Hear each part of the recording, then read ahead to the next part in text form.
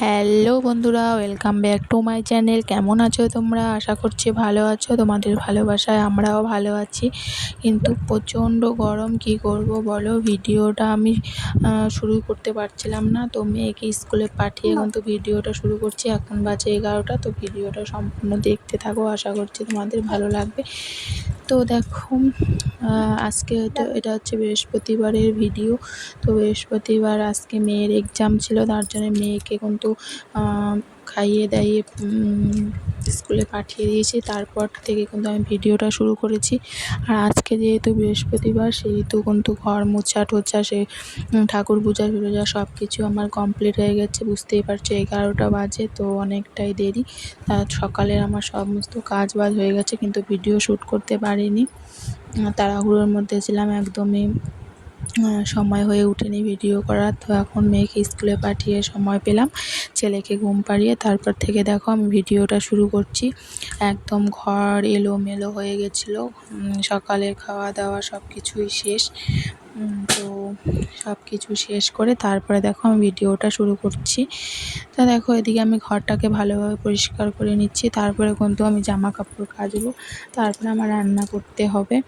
তো এদিকে আমি ঘরটাকে ভালোভাবে পরিষ্কার করে নিচ্ছি, কারণ সকালে যেহেতু আমি ঘরটাকে মুছেইছিলাম, আর মেয়ে খাওয়া দাওয়া করে গেছে, তো সেই বাসনগুলো ঘরেই আছে, সেগুলোকে নিব, আইটা টাইটা মুছবো, এইটুকুই আর কি। তো ভিডিওটা দেখতে থাকো। তো দেখো, এদিকে আমি কিন্তু ঘরটাকে ক্লিন করে জামা কাপড়গুলো ধুয়ে চলে এসেছি মেলে ঠেলে, তারপরে কিন্তু আমি চলে যাব রান্নাঘরে। আর আজকে যেহেতু বৃহস্পতিবার, সেহেতু কিন্তু এমনিতেই কাজের চাপটা বেশি থাকে। তারপরেও আজকে আমার একটু কম ছিল, কারণ কালকে রাত্রেই আমি রাতের বাসন টাসন সব কিছু মেজে রেখেছিলাম, সেই জন্য কিন্তু কাজটা আমার অনেকটা কম ছিল। আর টুকটাক যে জামা কাপড় ছিল ছেলের আমার, সবগুলো কিন্তু ধুয়ে দিয়েছি। তো দেখো, টুকটাক যে জামা কাপড় ছিল সবগুলোই কিন্তু আমি সকালে স্নানের সময় ভিজিয়ে রেখেছি, তারপরে কিন্তু এখন ধুয়ে দিলাম। আর হ্যাঁ, তোমাদের তো বলা হয়নি, মেয়েকে আমি স্কুলে ওদিকে টোটোতে উঠিয়ে দিয়ে আমি কিন্তু চলে গেছিলাম সেন্টার নিয়ে বাড়ি চলে এসেছি। এসে দেখো, কিছুটা সকালের বাসি বাসন ছিল, মানে সকালের জলখাবারে, সেগুলোকেও আমি ভালোভাবে মেজে নিচ্ছি। মেজে নিয়ে কিন্তু আমি সবজি কেটে রান্না বসাবো, কারণ ছেলে ঘুমিয়েছে। ছেলে উঠে পড়লে কিন্তু আমার আর একটা কাজও হয় না। তোমরা জানো, যাদের ঘরে 1 থেকে 1 বছরের বাচ্চা আছে আর কি, তাদের। আর ছেলে বাচ্চা হলে তো কোনো কথাই নেই, কারণ ছেলেরা একদম বেশি দুষ্টু হয় আমার মনে হয়। কারণ আমার আগেরটা মেয়ে, আমি এতটা বুঝতেই পাইনি যে এতটা দুষ্টু ছিল যে, কিন্তু আমার ছেলে কিন্তু খুবই দুষ্টু। তো দেখো, সবসময় ওকে চোখে চোখে রাখতে হয়, যেহেতু আমি একা মানুষ, সেহেতু কিন্তু একা বলতে, ওর বাবা তো দোকানে থাকে, আর দোকান থেকে যখন আসে তখন দেখে, এমনিতে তো সবসময় বাড়িতে থাকে না। তো দেখো, তোমাদের সঙ্গে কথা বলতে বলতে এদিকে আমি কাঁকরোল কেটে কাঁকরোল ভাজা বসিয়ে দিয়েছি। আর করব হচ্ছে বটবটি ভাজা, পেঁয়াজ দিয়ে বটবটি ভাজা করব, আর হচ্ছে কোয়াশ আলুর তরকারি করব। আর সেন্টার থেকে তো ডিম সিদ্ধ নিয়ে আসছি, সেটা আছে। আর কিছুটা পাঁপড় ভাজা করব খাওয়ার সময়, ব্যাস এগুলিই করব। এর বেশি করার আর সময় হয়নি। তো দেখো, এদিকে কিন্তু আমি ভালোভাবে বটবটিগুলোকে কেটে নিচ্ছিলাম। বটবটিগুলোকে ভালোভাবে কেটে নিয়ে তারপরে কিন্তু ভাজা করব। তো তোমরা কে কোথা থেকে আমার ভিডিও দেখছো অবশ্যই একটু কমেন্ট করো, কারণ তোমাদের কমেন্ট পেলে আমার আরও ভিডিও করার উৎসাহ বাড়বে।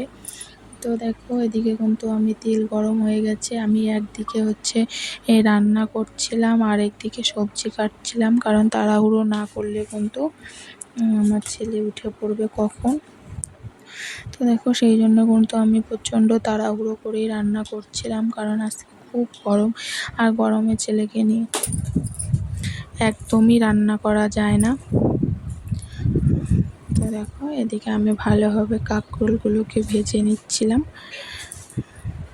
কাঁকরোল ভাজা হয়ে গেলে এই তেলের মধ্যেই কিন্তু আমি বটবটিটাকেও ভাজা করে নিব। তো তোমাদের ওদিকে কেমন গরম অবশ্যই কমেন্টে জানিও। আমাদের এদিকে কিন্তু প্রচণ্ড গরম পড়েছে, কি বলবো আর। রৌদ্রের একদম সেই তাপ। তো দেখো রৌদ্রের কিন্তু প্রচণ্ড তাপ, কি বলবো। এদিকে দেখো আমি কাঁকরোলগুলোকে ভেজে নিচ্ছি, তারপর বটবটিগুলোকে ভাজবো, তারপরে কিন্তু এদিকে কোয়াশ আলুর তরকারি করে নিব।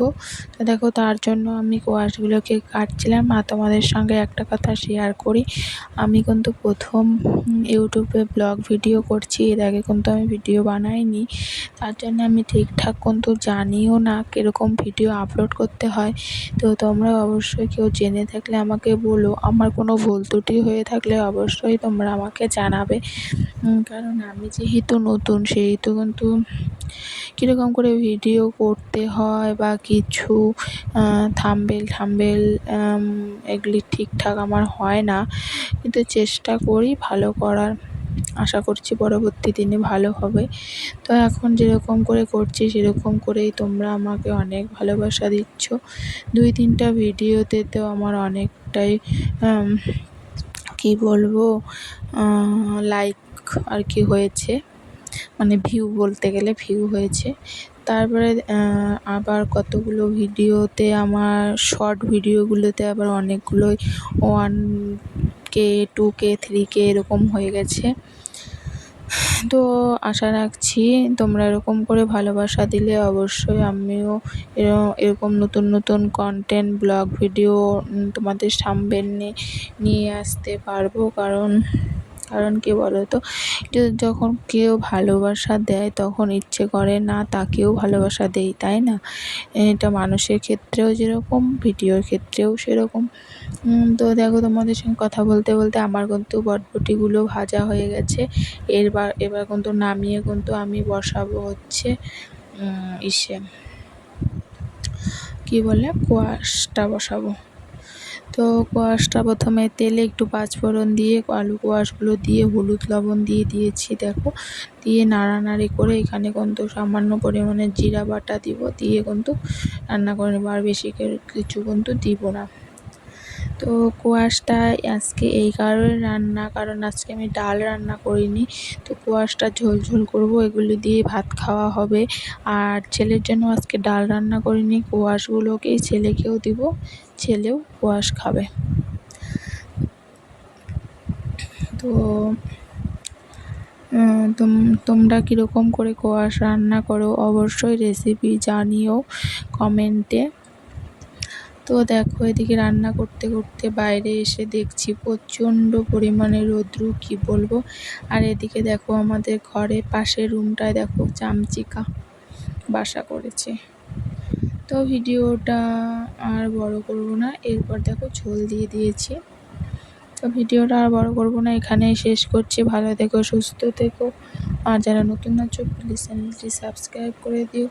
টাটা, দেখা হচ্ছে আর একটা নেক্সট ভিডিওতে। ভালো থেকো, সুস্থ থেকো।